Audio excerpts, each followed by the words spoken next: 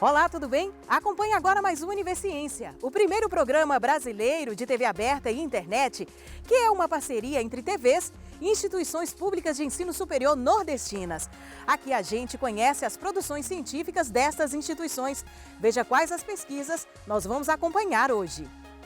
Pesquisadores da Universidade Estadual do Rio Grande do Norte realizam um mapeamento das políticas públicas de prevenção e combate à violência contra as mulheres no estado após Lei Maria da Penha.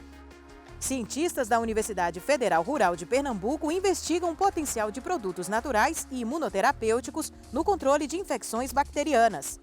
Um estudo científico desenvolvido no programa de pós-graduação em agronomia da Universidade Estadual do Sudoeste da Bahia avaliou a qualidade das mudas de eucalipto produzidas em recipientes biodegradáveis.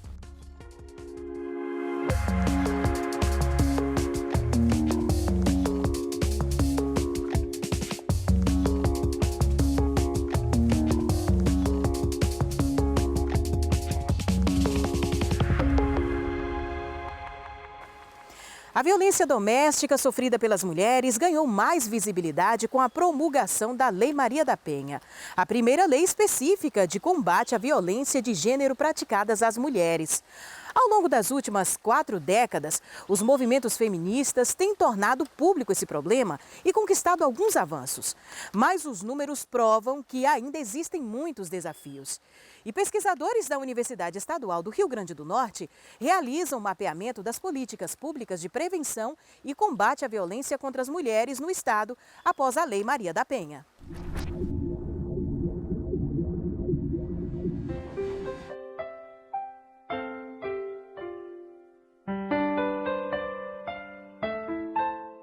Essa pesquisa, na verdade, ela é uma reatualização do nosso mapeamento que nós fizemos logo após a aprovação da Lei Maria da Penha em 2006. Então, nós realizamos uma pesquisa em 2008, passados 10 anos, mais de 10 anos após a Lei Maria da Penha, propomos ao CNPq reatualizar esse mapeamento no sentido de saber, conhecer quais são as políticas, os serviços, políticas públicas de prevenção e combate às violências contra as mulheres no Rio Grande do Norte, passados 12 anos da Lei Maria da Penha. A pesquisa ela começou em 2019, a gente ainda não estava na pandemia, então nós mapeamos 4 municípios do Rio Grande do Norte, Mossoró, Natal, Caicó e Parnamirim. Por que esses 4 municípios? Porque eles são os municípios que possuem delegacias especializadas de defesa da mulher, que é a principal porta de entrada das denúncias de violência. Então, nós começamos a realizar essa pesquisa em 2019, entrevistando em loco, mapeando os serviços nas áreas de saúde, assistência social, segurança pública e judiciário, que são as 4 áreas principais de políticas que compõem, dos serviços que compõem o enfrentamento dessas violências e prevenções. Então,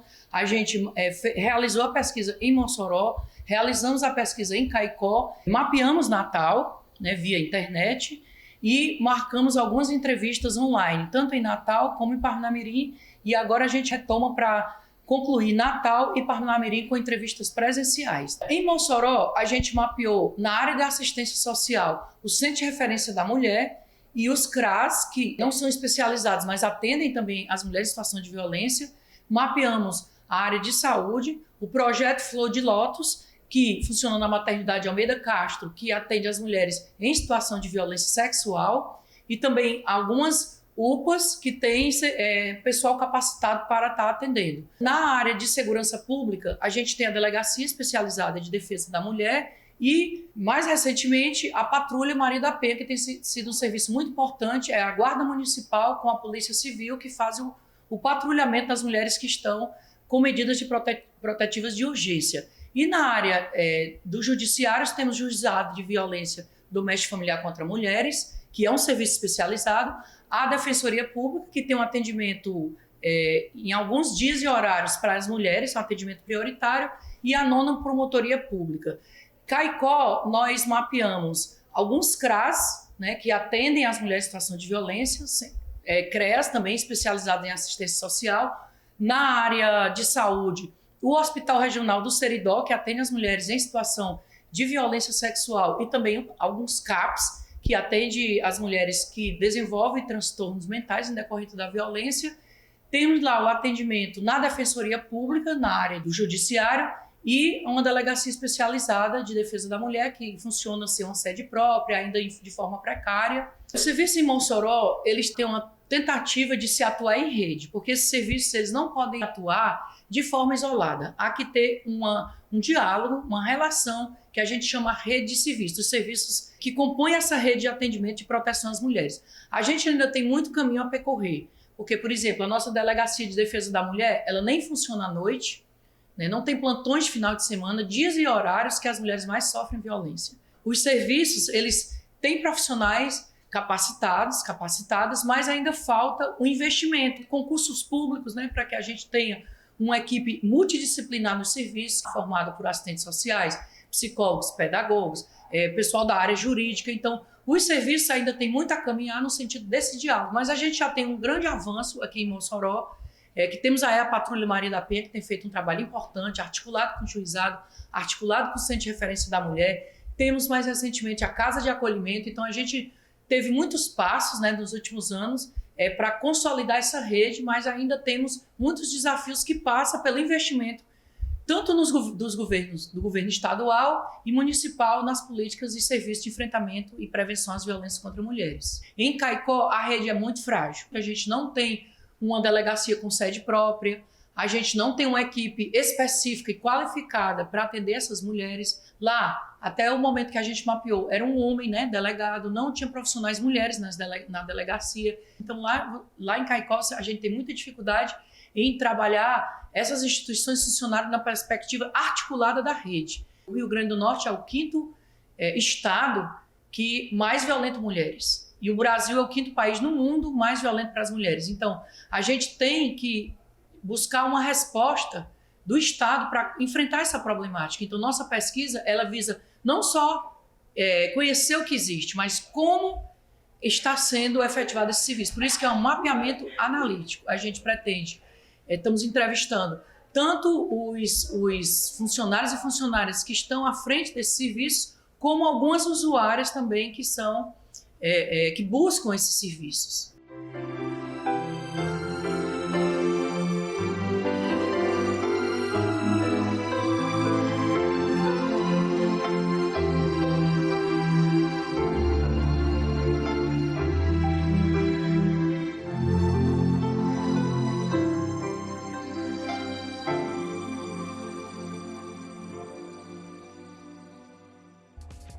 E veja daqui a pouco a manutenção da qualidade das mudas de eucalipto produzidas em recipientes biodegradáveis.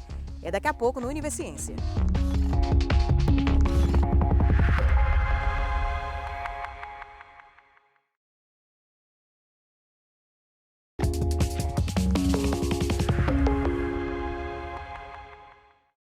Na produção de mudas florestais, muitas técnicas são necessárias para garantir a qualidade das espécies. Nesse processo, os recipientes são fundamentais, já que permitem o controle da nutrição e proteção das raízes, além de facilitar o manejo, o transporte e o plantio. Os mais utilizados são derivados do petróleo, mas podem prejudicar as raízes. E que tal uma alternativa de menor impacto ambiental e menos custos? Um estudo do programa de pós-graduação em agronomia da Universidade Estadual do Sudoeste da Bahia avaliou a qualidade das mudas de eucalipto produzidas em recipientes biodegradáveis e em tubetes, associadas à incorporação de compostos orgânicos. Logo quando eu me ingressei no programa de pós-graduação em agronomia, o professor Adalberto me convidou para uma conversa e expôs a linha de pesquisa que o grupo já estava desenvolvendo. Então tinha algumas pesquisas anteriores a mim que já estava testando, por exemplo, o melhor volume do recipiente, quais eram as implicações positivas que esses recipientes tinham na produção de mudas de eucalipto. Então a gente considerou uma variável diferente, que foi a incrementar o composto orgânico, que visava aumentar o volume de raízes, promover a redução de deformações radiciais que o tubete já provocava em estudos anteriores. Os tubetes, por exemplo, são pequenos tubos de plásticos rígido, né? À base de petróleo, que são largamente utilizados para a produção de muda, especificamente de eucalipto, ainda que outras empresas também trabalham com esses mesmos recipientes para a produção de mudas de espécies florestais nativas, tá? Então, esses recipientes, eles são, quando do plantio da muda no campo, eles são separados da muda. A muda é retirada e plantada. E esses recipientes, muitas vezes, não voltam para o viveiro. Parte deles fica no campo, né, misturado lá com a própria vegetação. E com o decorrer do tempo, pode causar alguns impactos ambientais, porque eles não são degradáveis. Agora, os recipientes biodegradáveis, que são os paper pots, também chamados, né? Esses recipientes têm na sua composição celulose, ou seja, papel. Então são recipientes que, quando são utilizados para a produção das mudas, essas mudas são plantadas no campo, sem, no entanto, separar desses recipientes, são plantados com as mudas. E depois de 2, 3 meses, esse material entra em processo de degradação e incorporado pelo ambiente. Esse material, ele é composto de celulose, ou seja, de papel fino, né? Ele proporciona às mudas, né, uma formação melhor do ponto de vista radicial, com a maior quantidade de raízes crescendo quase que naturalmente, né, com um percentual baixo de deformações radiciais, tá? E essas são características indicativas de muda de alto padrão de qualidade.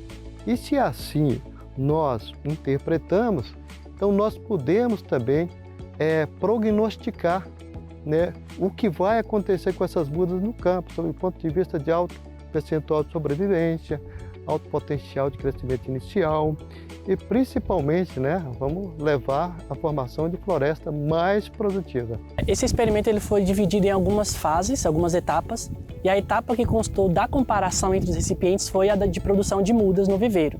Nessa fase nós avaliamos 600 mudas e com os resultados da pesquisa nós constatamos que o paper pot promoveu aumento de qualidade das mudas produzidas. Então, por exemplo, houve aumento na altura da parte aérea das plantas, diâmetro do colo, aumento das biomassas, aumento no volume radicial.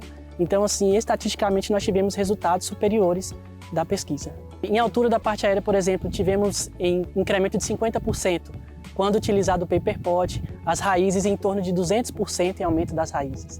As empresas atualmente já usam o tubete como o principal recipiente na produção de mudas de eucalipto. Então, a descoberta, na verdade, a intenção de testar o novo recipiente foram os problemas de deformações que esse recipiente tubete provocava na produção de mudas. Então, assim, durante a fase de produção de mudas, as deformações que ocorrem lá em razão do tubete, elas perduram no campo.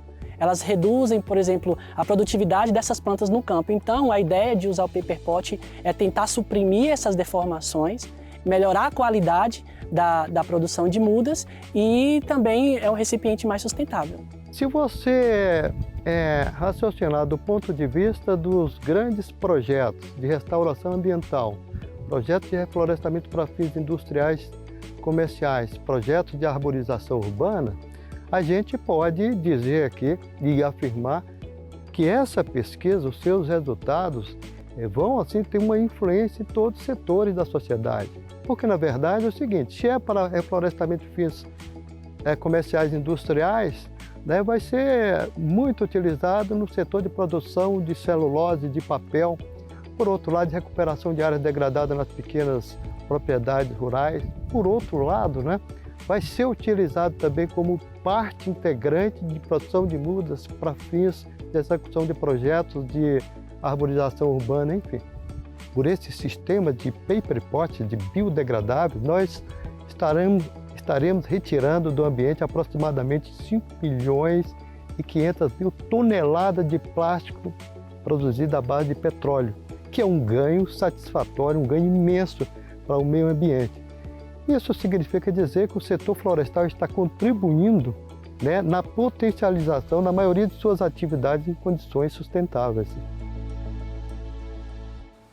A descoberta da penicilina foi um grande avanço para a medicina. Foi a partir desse antibiótico que várias doenças antes letais puderam ser curadas e hoje são tratadas com relativa facilidade. Os resultados com a penicilina foram tão impressionantes que por muito tempo acreditou-se que os problemas com doenças bacterianas haviam chegado ao fim. Infelizmente, surgiram as superbactérias, que são resistentes à grande maioria dos antibióticos. Mas que tal uma alternativa aos antibióticos? Ou uma solução que pode ser usada junto com eles? Pesquisadores da Universidade Federal Rural de Pernambuco investigam o potencial de produtos naturais e imunoterapêuticos no controle de infecções bacterianas. Observando a rica biodiversidade do Nordeste, cientistas perceberam que várias plantas apresentam componentes com potencial capaz de eliminar micro-organismos que sobrevivem dentro de células ou durante as infecções.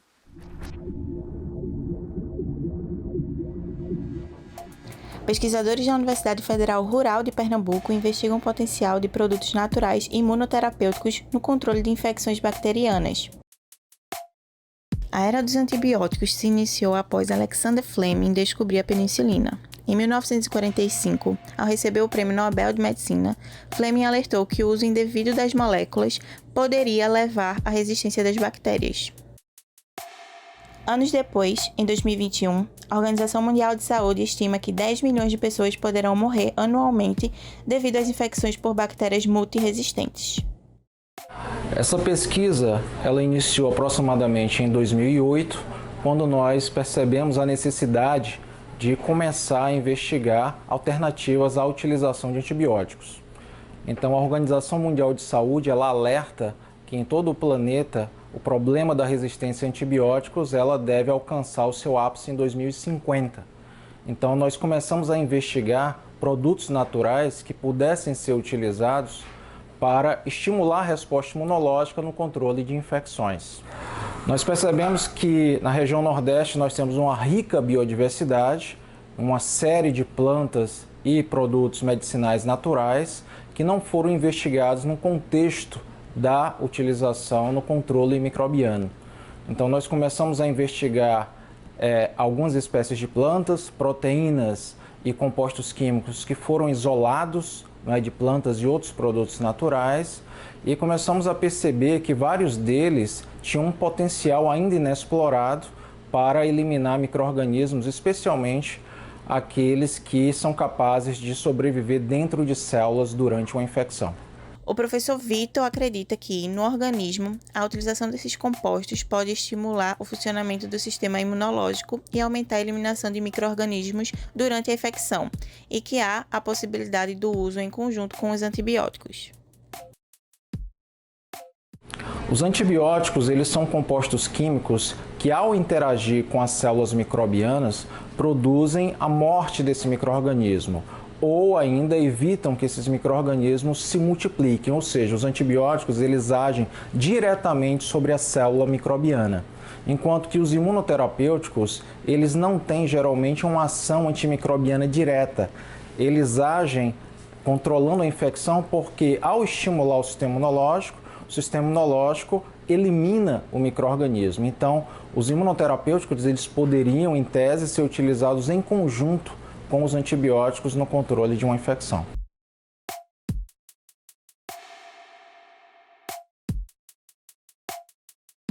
Então, nós recentemente produzimos o depósito de 2 patentes contendo formulações cujos princípios ativos são produtos naturais que nós temos investigado ao longo de vários anos e essas formulações elas podem futuramente ser utilizadas para combater infecções. Claro que ainda são necessários vários passos, testes pré-clínicos e testes clínicos com essas formulações, para que de fato ela chegue à sociedade.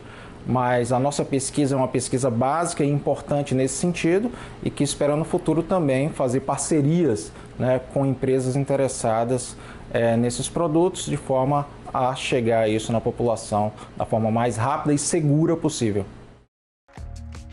A seguir, os benefícios da Geoprópolis para o nosso organismo. Universiência volta já já.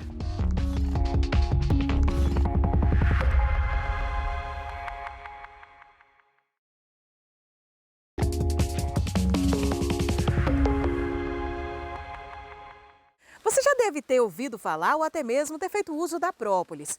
O produto é elaborado pelas abelhas com ferrão, a partir de substâncias resinosas coletadas na natureza. Agora, um termo cada vez mais comum é a geoprópolis, desenvolvida pelas abelhas sem ferrão. Uma pesquisa do Instituto Federal Baiano analisa a geoprópolis da abelha uruçu amarela como alimento funcional. Os estudos apontam que é possível que o extrato da geoprópolis faça a inibição de bactérias que causam doenças a concentrações mínimas. Os pesquisadores também lutam para que haja uma legislação específica para tratar da geoprópolis. Vamos conferir a pesquisa.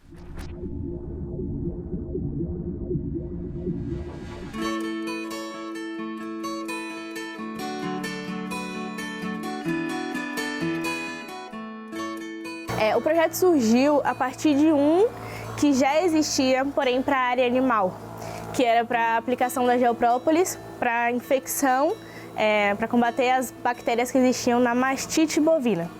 Eu gostei muito do tema central, que era a utilização de subprodutos da abelha, e quis trazer isso para o meu curso, que seria a engenharia de alimentos.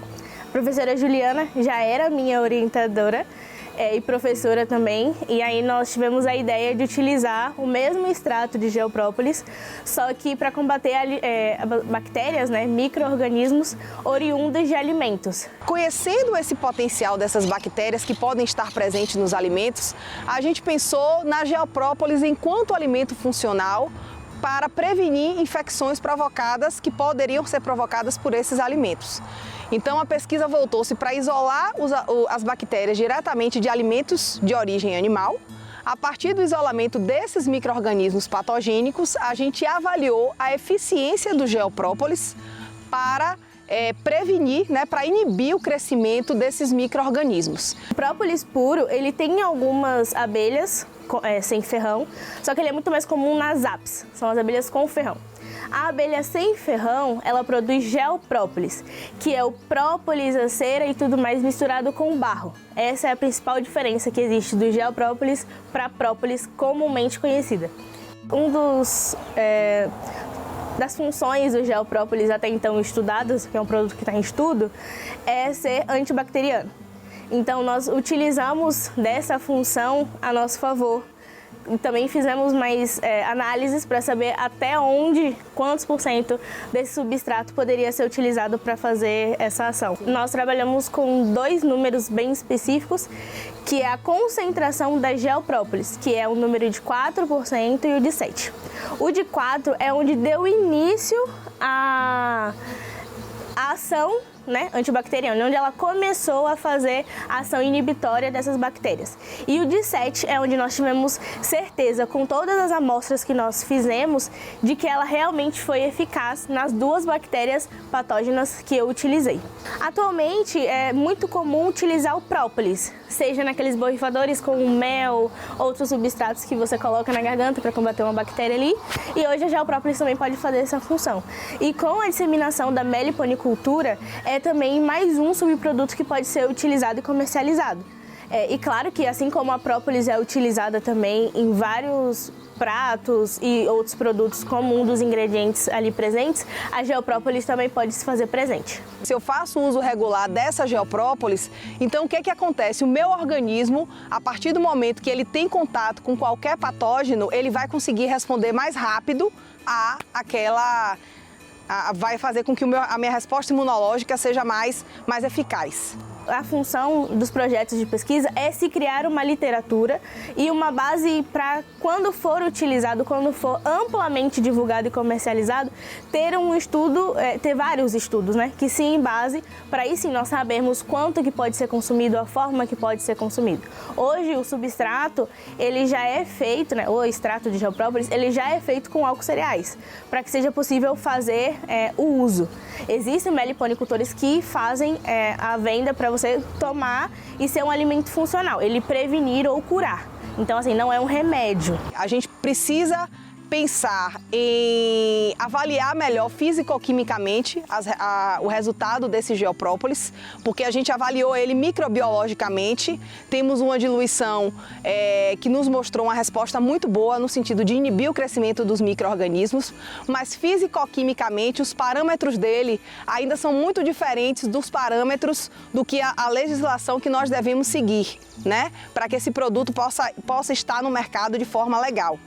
Porém, essa legislação que está vigente não é legislação voltada para a produtos de abelhas sem ferrão, é voltada para produtos de abelhas com ferrão, da Apis mellifera. Então, a partir do momento que são materiais diferentes e constituições diferentes, a gente precisa avaliar muitos resultados. A gente precisa ir seguindo, testando com outras amostras de outras regiões, ampliando os nossos testes para que a gente consiga mostrar aos órgãos reguladores do nosso produto e a eficácia do nosso produto.